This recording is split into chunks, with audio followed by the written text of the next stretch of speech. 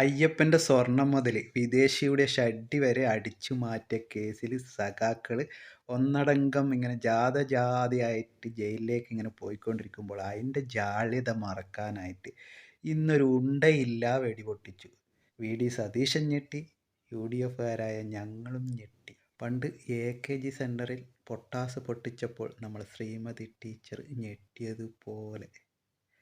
ഇനിയിപ്പം സഖാക്കളോട് നമുക്കൊന്നേ പറയാനുള്ളൂ, നിങ്ങളിപ്പോൾ ഇത്തരത്തിൽ കളിക്കുമെന്ന്. പ്രതിപക്ഷ നേതാവ് VD സതീശനാണ്. എന്താണെന്ന് ഞാൻ കാണിച്ചു തരാം. പിന്നെ വേണമെങ്കിൽ നിങ്ങൾക്ക് അത്ര നിർബന്ധമാണ് എങ്കിൽ മുഖ്യമന്ത്രി എന്റെ പുനർജനി പദ്ധതിയെ സംബന്ധിച്ച് ഒരു വിജിലൻസ് അന്വേഷണം നടത്തിക്കോട്ടെ.